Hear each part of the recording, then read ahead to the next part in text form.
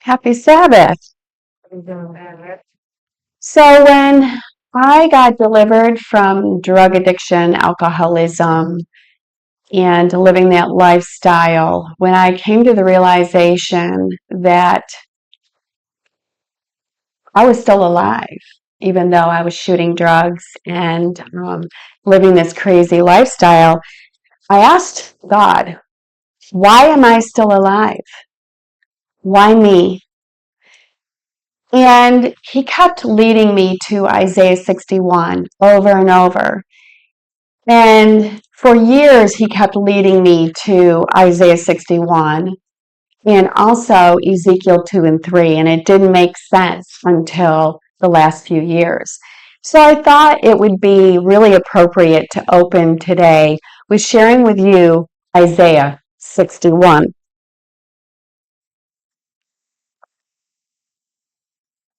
Good news for the oppressed.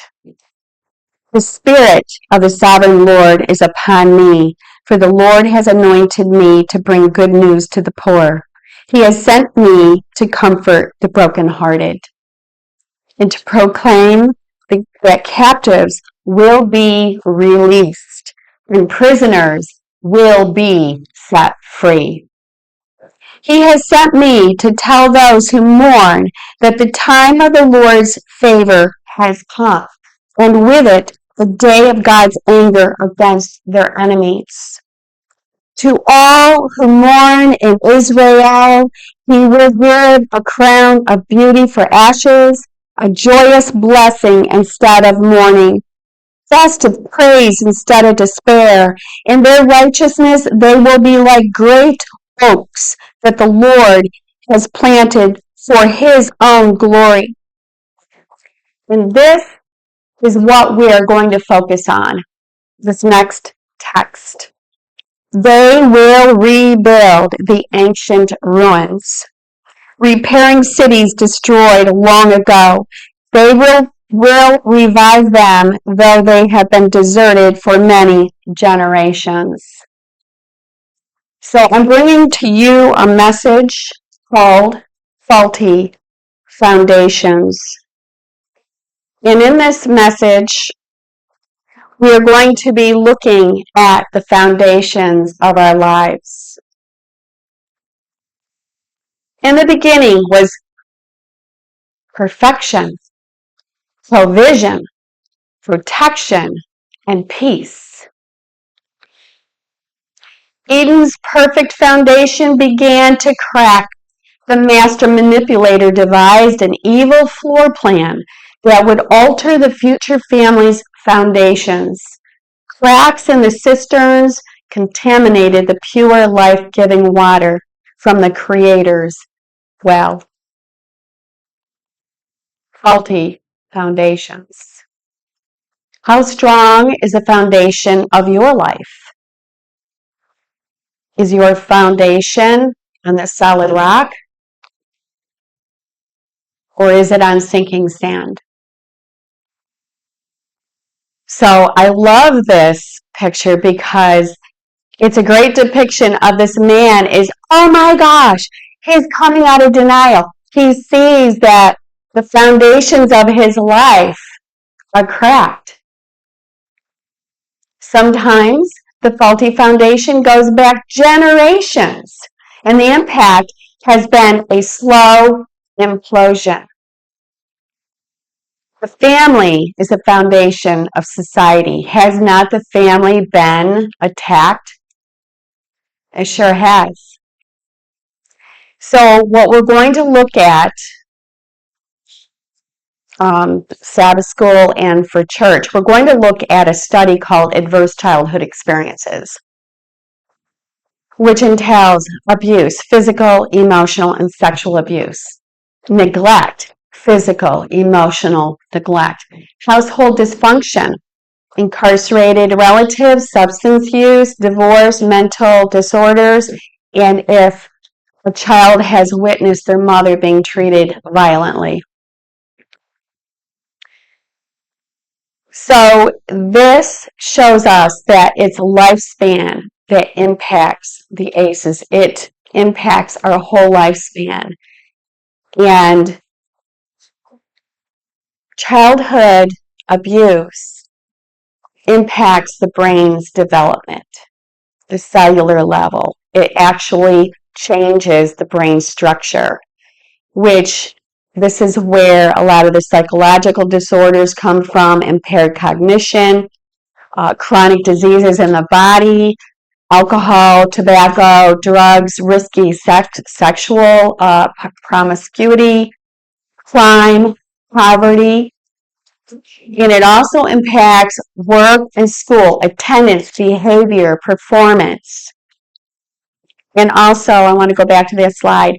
It also, the studies show epigenetics. So if you think about certain people groups, like the Holocaust survivors, Native Americans, African Americans, different people groups, they have gone through genocide. They've gone through horrible trauma. Their children and their tissues will have in their DNA trauma. So it gets passed down to the children. And remember, trauma began in the garden. We are probably, I may be wrong about this, but some of the last generation on planet Earth before the return of Messiah. So what does that say about us today? We're seeing a lot of things in our society, the drug addiction, the transgender, all sorts of things are the manifestation, the fallout of generational, the trauma, the genetics.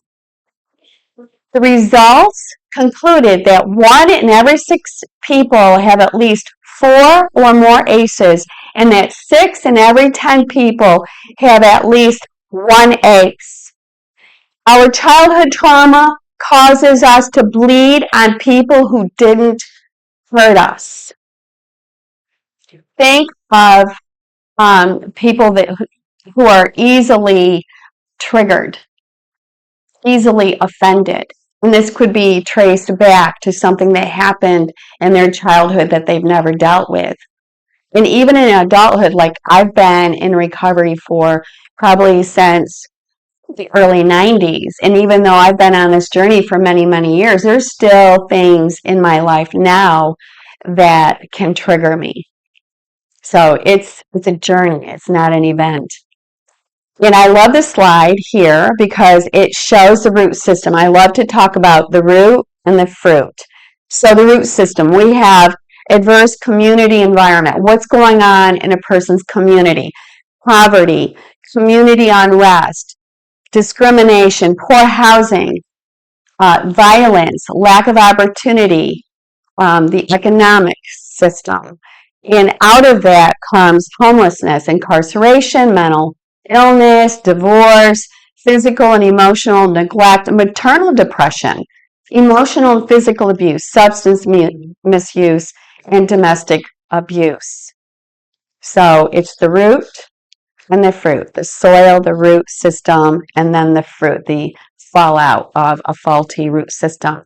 This is another really great slide that shows genealogy. Has anybody here done a genogram?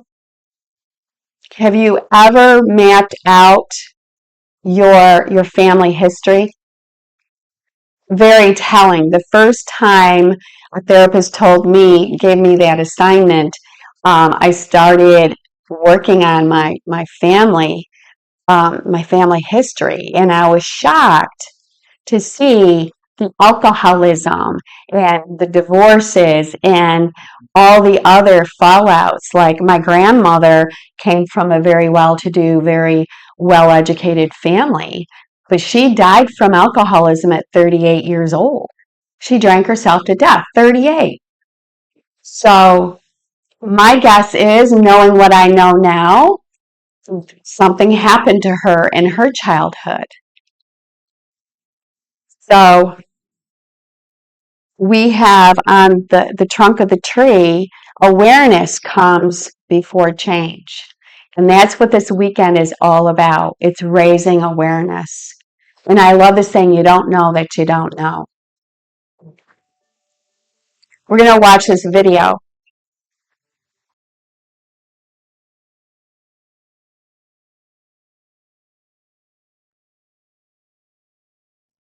Guess who just showed us that he doesn't like that you're listening to this message and learning? He just showed himself to us.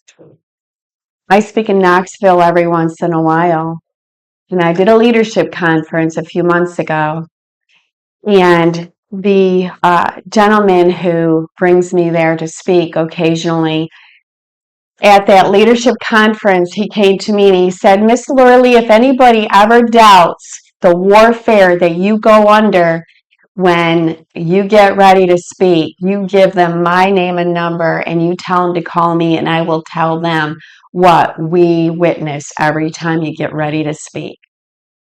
There was a video put together by a recording artist on the topic of pornography, porn addiction, and we went to play that, and I'm telling you, it was like the poltergeist. We had to shut that video down because the enemy did not want anybody to hear about pornography and its dangers and its addiction. And anyways, we're going to press on because this is warfare. And I am asking that each one of you start praying for this weekend. Okay, so we're going to take a look at the word trauma. What does trauma mean? It's wound or injury. Wound or injury. In Strong's Hebrew 2250, it means bruise or stripe, as seen in Isaiah 53:5. But he was pierced for our transgressions, he was crushed for our iniquities. The punishment that brought us peace was on him, and by his wounds we are healed. He is trying to heal his people. He is trying to prepare his bride. In the New Testament, the term trauma is used to describe a physical wound or injury. It conveys the idea of a physical affliction that results from an external force or violence. The term is often associated with the suffering and physical harm endured by individuals. Cultural and historical background. The ancient Greco-Roman world, physical wounds were common due to warfare, manual labor, and limited medical knowledge. Wounds were often treated with herbal remedies, basic surgical techniques. The concept of trauma extended beyond the physical to include emotional and psychological distress, although the latter is more emphasized in modern times. And we live in an era where there's been extensive research on trauma's impact on the brain and the body. And we are so blessed to have this knowledge now and the resources now where we can come out of denial, connect the dots, connect with our own brokenness, and find the resources to start our own healing journey, to become who he intended you to be when he knit you together in your mama's womb. So I found this article, and I really encourage you to look up the full article, part 1, part 2. Trauma and the church.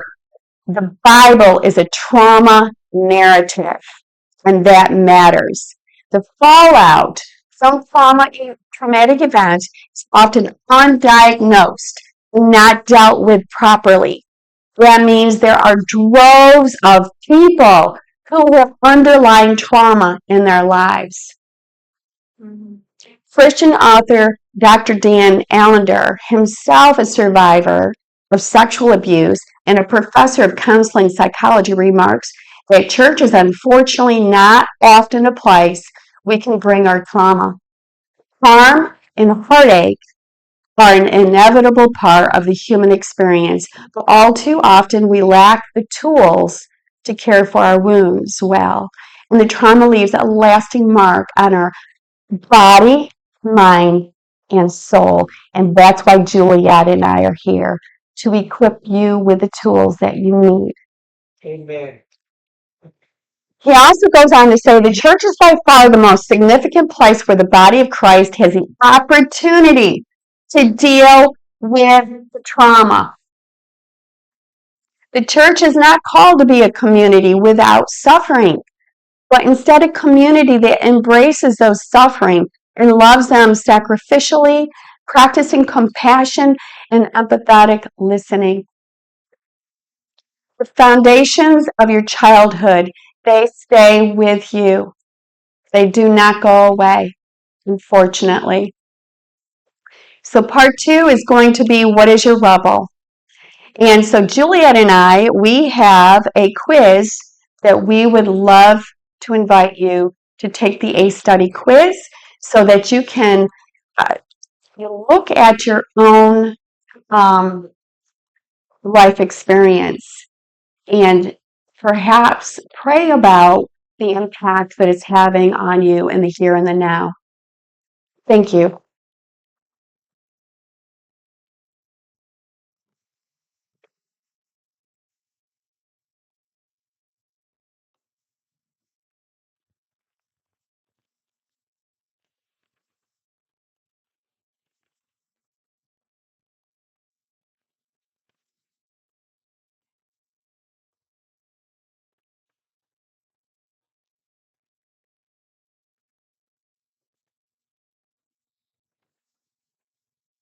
Mhm.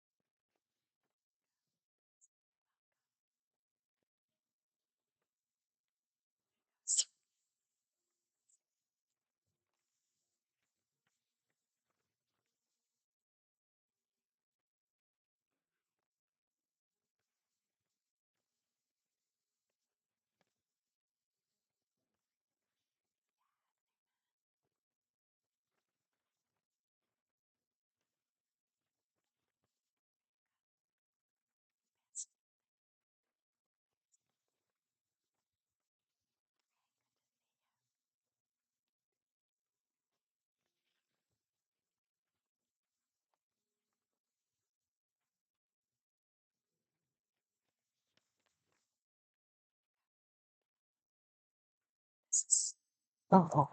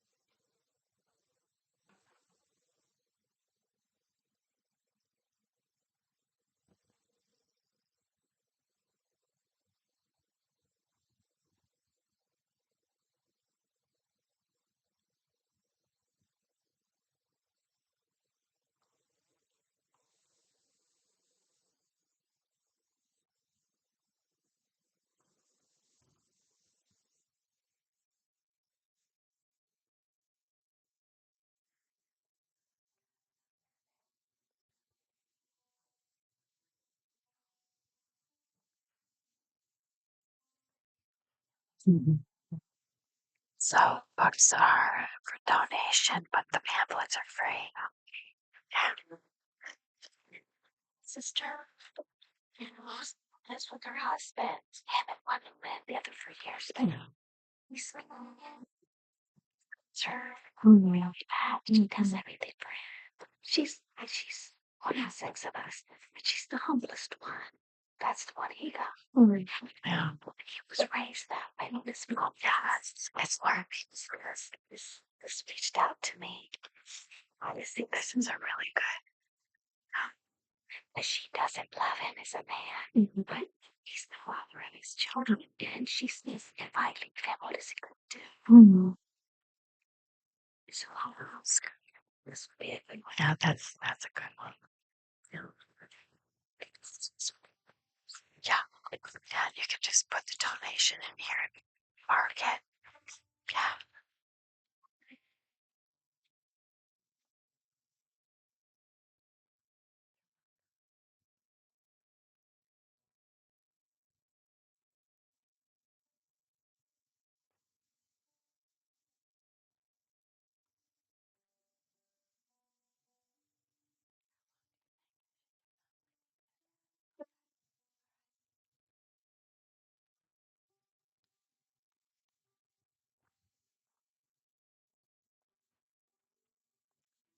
Okay. I hope everybody is finished with the quiz.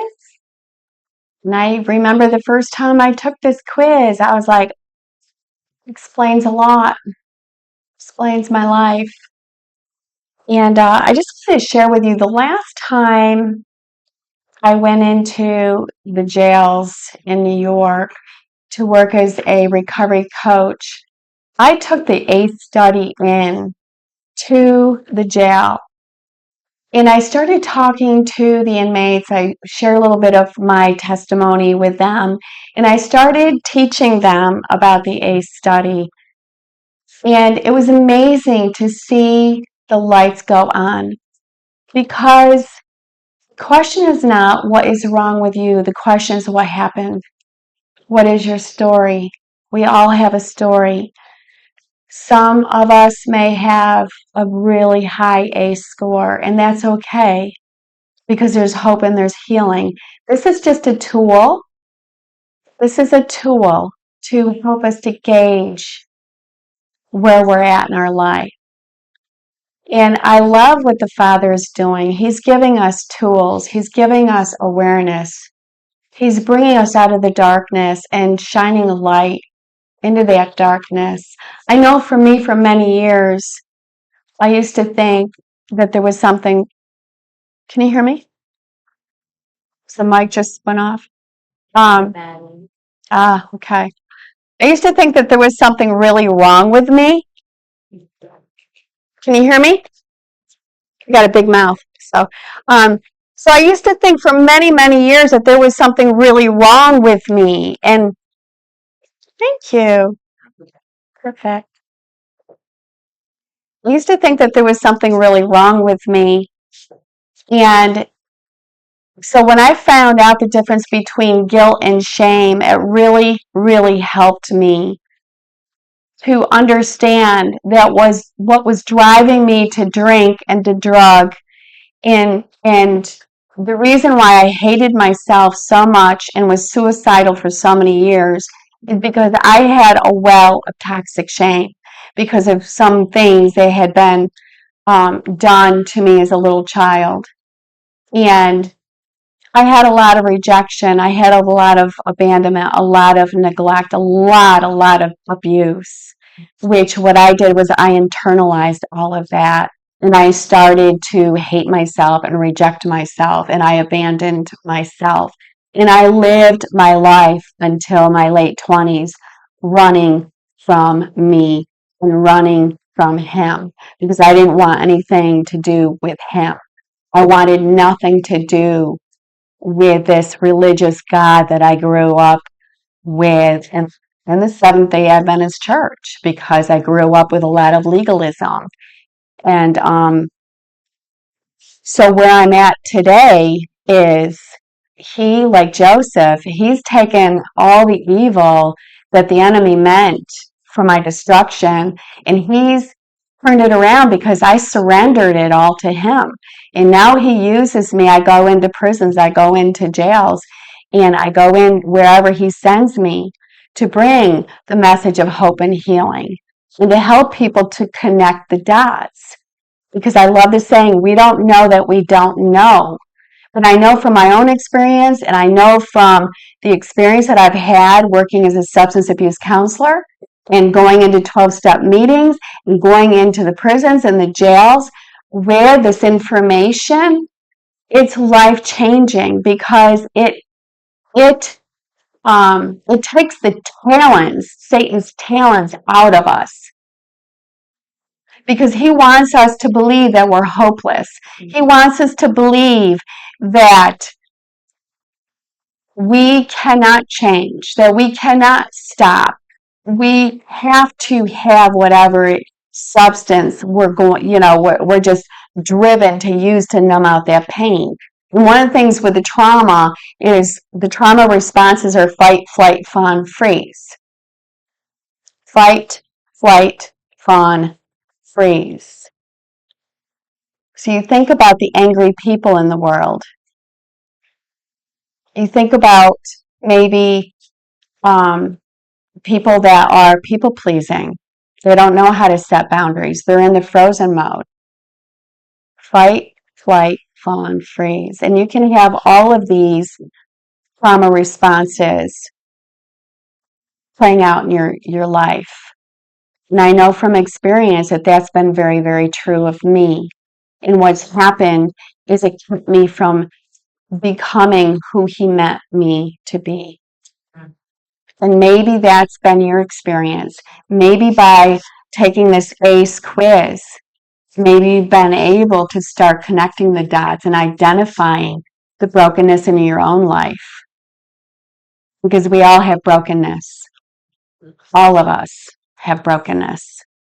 But all of us have been given the promise in Philippians 1:6, being confident of this very thing, that he who began a good work in you, he will be faithful to complete that work until the day that Christ returns. Amen. That was a promise that he gave me probably 35 years ago. And he's faithful, and he's remained faithful through it all. Any questions? Does anybody care to share? Do you feel comfortable sharing anything that, yes, sister. The generation, the generation that is on.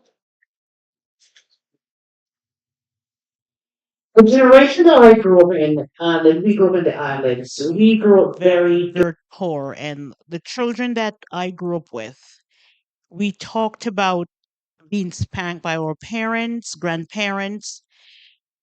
The entire village raises us as children, so we could depend on the village's school system was different and everything. Yet our grandparents, some of them were alcoholic, they were abusers, but we were not traumatized. The generation since 1884, what is different? Because they're now more traumatized. Everything is traumatic for them. They talked about what their parents did to them, their grandparents. We had some of those similar issues, yet we were not traumatized. Most of who I grew up with in our community and school, I'm still in contact with many of them. We are have careers. We grew up. We don't talk about the things. So what is wrong now that it did not affect us back then the way it's affecting the generation since 1884? That's a really great question. And so what's coming to me is there's a part resiliency. So what's coming to me, right or wrong, is that we all have different personalities. We all handle things differently. And So what happens to me, right? What happens to me may not impact my brother or my sister. And I don't think that I have a clear-cut answer for you, but I love your question. And it's food for thought. What's changed? What's changed? Um, I think a lot in our world has changed. I think that the young people are under um, different types of pressure that they weren't under back in the 80s, or I mean, we're living in a time like never before. Yeah, I can, and I don't know, sympathize, but I can agree with what she said because I come from another country, okay? And the people, they just accept that Mhm. and they separate themselves and they just move on. They are not that self-conscious, I don't think, I mean, of pampering yourself about my feelings. You just move on and you just do it. And like you say, many people have the same problems and they just don't make a big deal about it. So I think it is either a cultural thing. I'm sure that there is some hurt there. I'm not saying that they don't get hurt, but it's not given so much attention to the psychological thing. Mhm. I think they just are tougher. I don't know. It's a different world. It is definitely a different world. And like I said, our children are facing different problems than we faced in the past. I've seen some articles where it's talking about raising a generation of narcissists. There's more mental illness than ever before, and we cannot dismiss the spiritual realm that's driving a lot of dysfunction in the families. Julia, do you have any insight on that? You've taught for a few years. Do you see a shift in your students in the families that you serve? Um, well, definitely, I think there's a disconnect. Okay. Um, in these, I don't know if I need a mic. I'll just have fan mic. Yeah, please do. Um, I think the level of resiliency that perhaps people experienced in the island cultures, in some other cultures, and in previous generations comes from the fact that they did have a closer sense of community. If you were being abused in your under your own roof, perhaps there was somebody down the street or a grandma or someone in your community who took an interest in you, who cared about whether or not you were being fed or whether or not you were safe, or who cared about whether you were doing well in school or not. Their studies have shown that if just one person is interested in your life and cares deeply about you, that you can overcome so many things because you have that connection. And I think what's happened now, what I've seen with my students at school, is just um, they are disconnected because of the gaming, because of their phones, because of what they're watching. They don't have that sense of closeness, of community. They may, I'll just say this, I have a second grade student who sleeps every day in my class, every day. And when I explored to try to get to the bottom of what was going on, what's going on is that after the parents are going to bed, the child is sneaking the phone or the iPad and gaming till the wee hours. So when we spoke with the parents and found out the problem, it did stop for a while, and this was a whole different child in my classroom. But again, I see him sleeping, so it's gone back.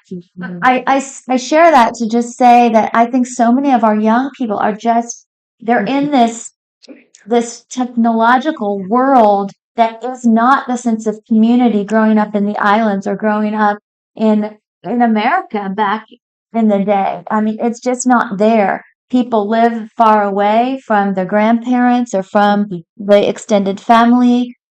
We get into our cars in our garage, we click that button, we go out to our workplace or our school place, and then we come home and we click the button. We don't have even the neighbor, the sense of community that used to be here. So I feel like that has a lot to do with the isolation and the mental health issues and the addiction issues of our young people in this generation.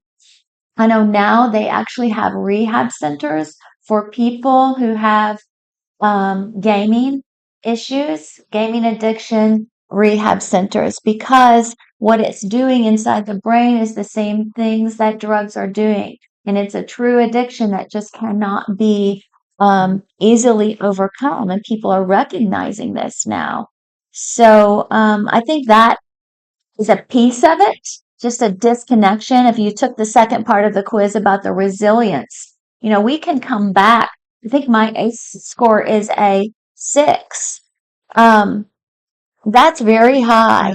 But I can look back in my life and I can see that there were people who really did care about me, who cared about how well I did in school, who invested in me in certain ways. And it made a huge difference because I wanted to do well and to be successful and to make them proud. And so, thankfully, I had that, but a lot of people do not have that. So I don't know if that fully Yeah, that's good. answers the question, but maybe it helps a little bit. Thank you. Thank you. Yeah, I went to a workshop many years ago, and the therapist was talking about the resiliency. She was working with the adults as a therapist, and she decided she wasn't having success with the adults, so she decided to go work at a youth detention center. And she said that her job was to find one good thing about the her clients, and she was saying that there were some of the youth that she could not find even one good thing, but she kept trying, working and trying to find one good thing.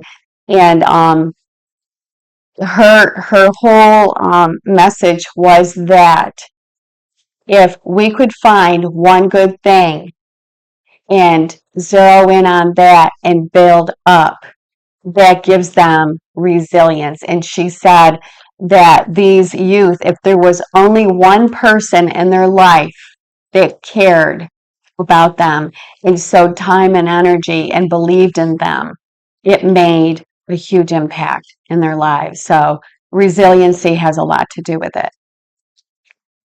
Mhm.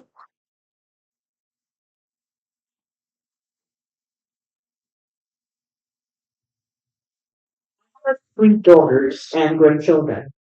One of my daughters called me recently and screaming, "Mom, um, her youngest son had they had a school, I forgot what it's called. Anyhow, they were doing a project to write who is their hero, and my grandson's classmate wrote her son is a hero, and the reason why is because he disrupts the class. And she has gotten several reports about him, and they got suspended and everything like that. We have talked several times, my daughter and I, about our generation, my parents, grandparents, and the level of support we had. So she's asking me, say, is this a generational curse? I says, no. Let's go to the Bible. In Exodus, when the commandment talked about, the Bible said, I will visit the iniquity of the fathers unto the third and fourth generation of them that hates me. Mhm. But I will show mercy unto thousands of them that love me and keep my commandment. It said, if you don't set an example, or you like coming down with the third and fourth generation, your children will hate God. So God can show mercy. I said, you have to set a pattern. You have to set an example in the home. I said an example. You're an adult now. You chose to walk on a different path. So if you don't set an example, you'll be calling me, screaming me, and screaming at me, and asking what you want to blame the church. I said, it had nothing to do with me, or my or I said, I'm not perfect. I made a mistake, but it's not my parents or my grandparents. It's you, the parent. You need to make God a priority. So God has not changed. Generation Z, and most of what is happening into our grandchildren and great grand is because of the parents. Our children have walked away from God. God is not priority in the home. So if we don't set an example, then you'll be getting a call from school, or your child is dead or something like that, because they're the system that they're living under. It's a terrible system, and it's only God can help them. So if God is not in the home, then it's going to be a disastrous situation for them. So listening to you, I'm thinking about, so I grew up a Seventh-day Adventist, and I had two older brothers. And um, so one of my brothers overdosed, and he died from an overdose. My other brother hates God, and my family is a textbook dysfunctional alcoholic family system. And so I've told my mother, because she goes through guilt and whatnot, and I'm like, okay, we all grew up in the same household. We as adults had the choice to pursue a relationship with the Most High, or to turn our backs and not even do our own investigation into whether He's real and who He is, who our Creator is. And once again, we all have different personalities. Even though we grow up in the same family, we have different opportunities. We have different personalities. We have, different things that happen to us. And there is no guarantees, because there are families that I've heard that the mother, the father are intact. They've given their children all sorts of wonderful opportunities in life, but some chose to walk with Christ, and some chose a different path in life. And I always tell parents, never give up. You keep praying, keep setting an example. That's all we can do, is set an example. There is a lot of power in our prayers. He hears the cries of a mother's heart, in a father's heart. But we have to realize that our children have free will, free choice. And there's no easy answers. I mean, I think that we're all, we're in this together, and we're all trying to find answers. And I love the dialogue. We need to dialogue about what's going on in our lives, in our grandchildren's lives. And we need to find tools to apply in our own lives, so that we are safe people to come alongside of each other and be the empathetic ear. Tell me your story. Tell me your story. What can I do to help you? Because we're in this together. We need each other. Is there any other questions? I may be able to answer, maybe not. This is not a question, it's a statement of what was done, saying what I said before.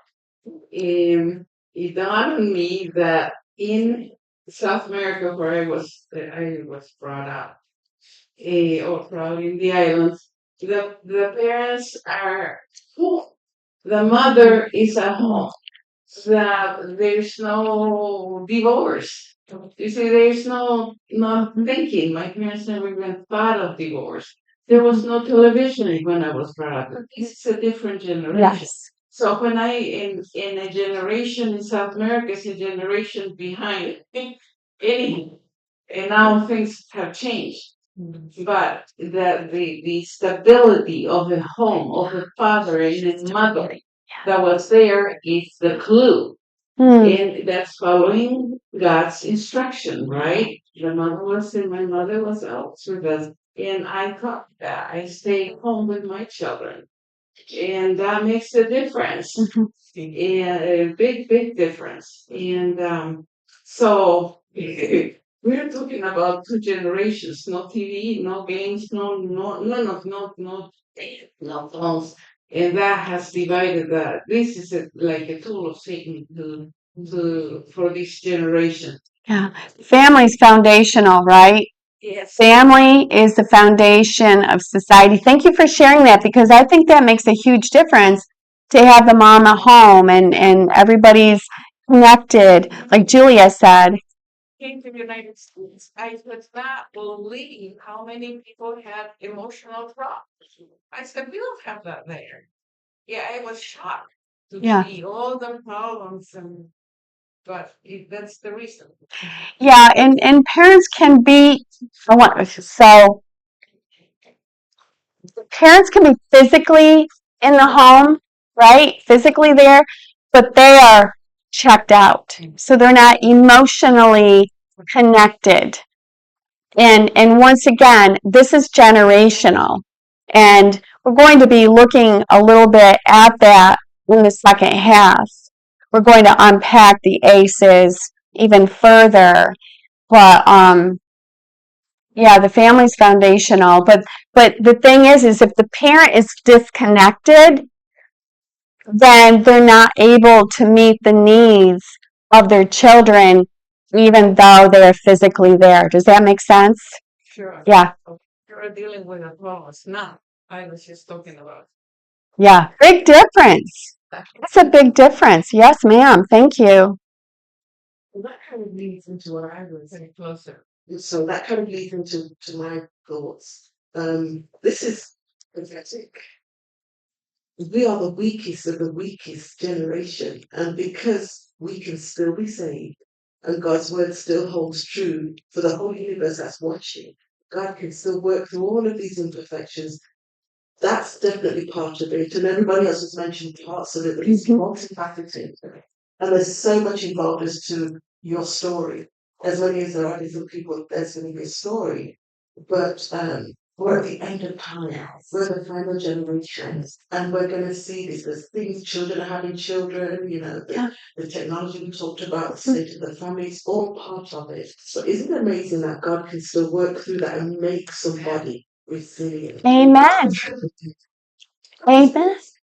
Yeah. Thank you. Back to this upgrader.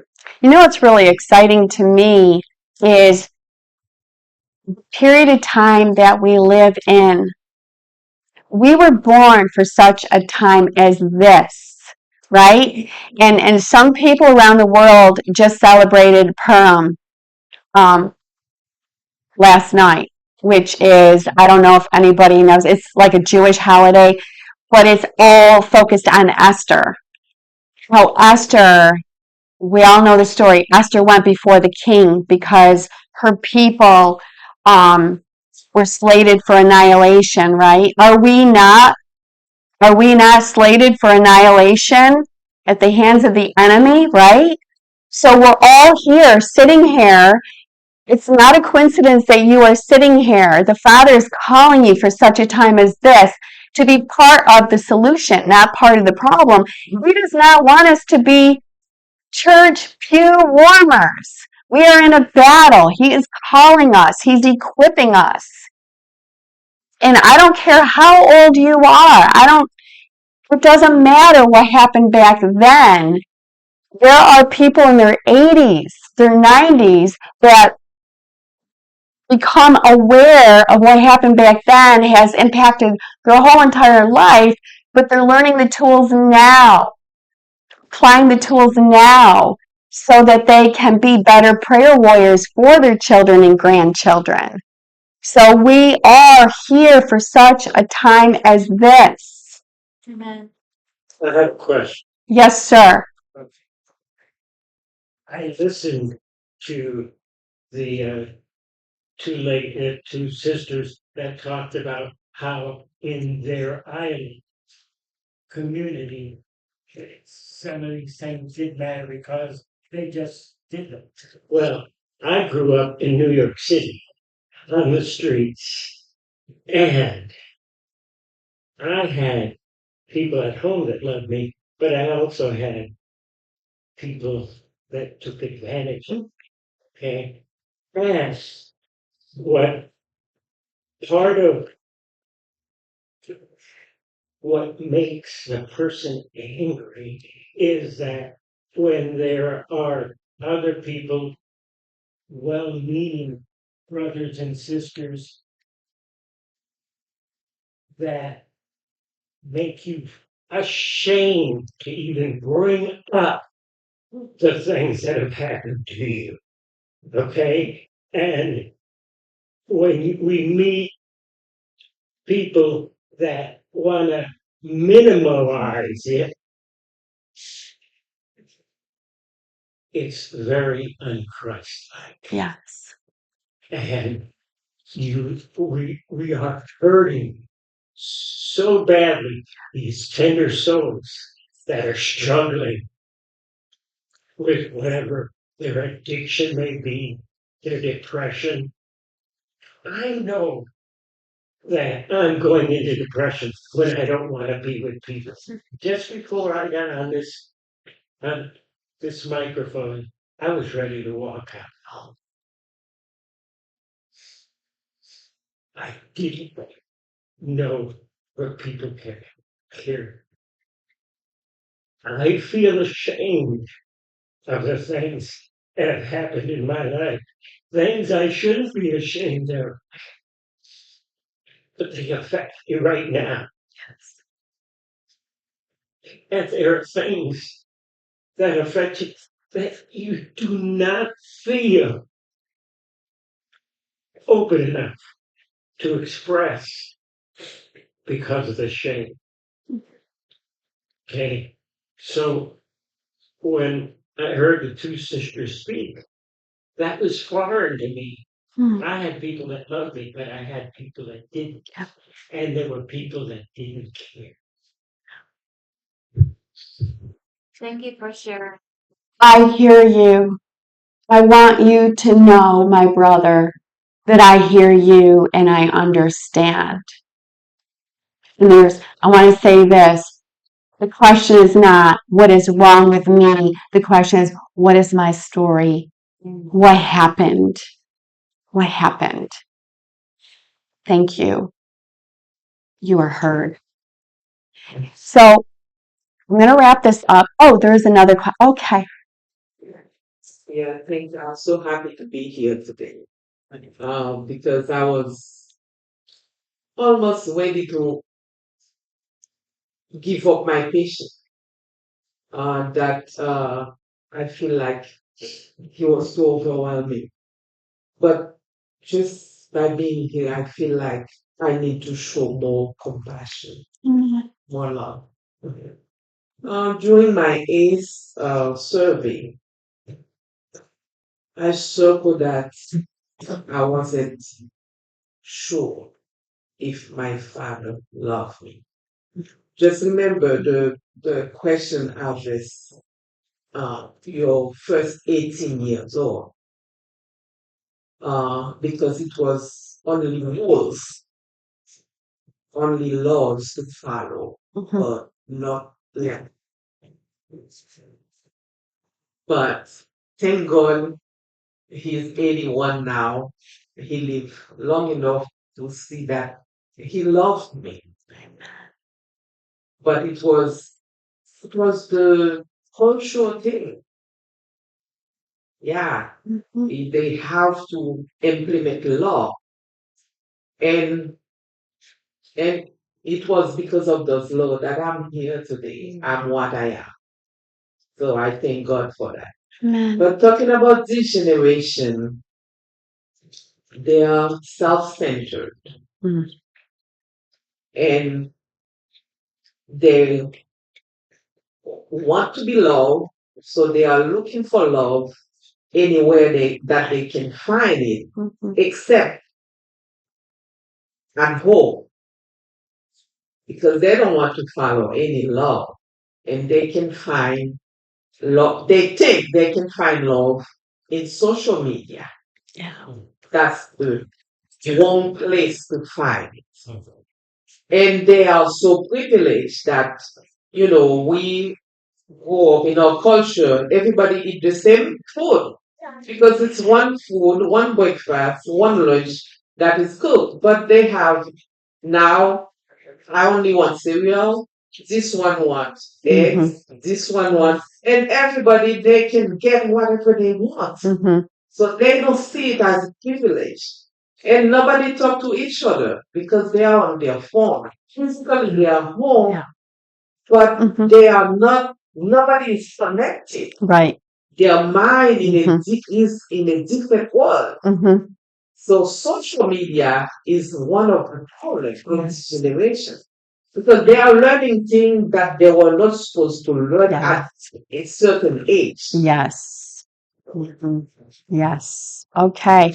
Did you have something you wanted to say? I just wanted to say one more. Oh, yes. Juliet has one more thing she wants to say before we wrap it up. Well, it's connected to this discussion, and just from my personal testimony, I spent the first part of my life. I was married 13 years, and we were in church pretty much every single Sabbath. My husband was a deacon, but he also snorted cocaine sometimes, all the time, every day. um, it was a serious, serious addiction and an issue. And I was a teacher at our local Adventist school, and the silence. Speaking of shame, the shame of knowing what was really going on in our home and where our hard-earned dollars were being spent to support the local drug community. It was so shameful to me, and I had so much anger inside of me at my husband, at myself for allowing, just, and yet I would just walk into church every Sabbath and put on the smile, happy Sabbath, how are you? I'm fine, everything's fine. And that kind of thing can crush you and cripple you and destroy you. And eventually you just don't want to go anymore to say, I'm fine, because you're not fine. And so um, part of what inspires me to, leave my home and to go to other churches and to share with Laura Lee and to talk about the things we talk about is because I don't want people to feel like that. And church isn't always a safe place to share. It's not. And there's a time and a place. So this specific weekend is dedicated to this topic.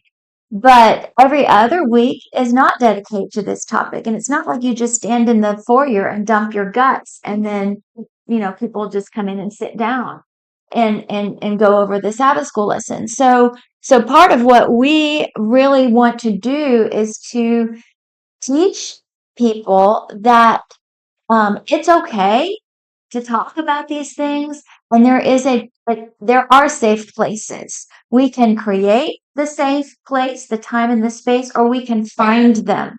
And that's what Laura and I wanted to share with you all this weekend. So I hope you're planning to stay after lunch, where we're going to actually go through the 12 steps, because that is one of the tools, and a 12-step program is one of the safe places where we can go in a community, or we can create our own. And there are a lot of questions, maybe some fear surrounding that whole thing. And we'd like to kind of lay some of that to rest and go through the 12 steps with you and invite you to understand them, and invite you to find a place in this community where you can be safe to share and work things out, because we can't just come in and be fake every week and walk out the door with the same burden we walked in with. And I did that for so long, and it was just so relieving and so freeing and so healing to be able to share in a place where there is not shame and judgment, and where you can just kind of let it out and let God do the work. So I really encourage you to come back this afternoon and um and tomorrow, if you can fit that into your weekend. We kind of actually wanted to know, like, who plans to come out tomorrow at 2 o'clock? Are there people who are planning to be here? Okay. All right. All right. Thank you for letting me share that. And, Absolutely. I appreciate what you shared this morning, and thank you all for participating and sharing from your hearts and your experiences. Thank you. Thank you, Juliet. Okay, I'm going to turn it over.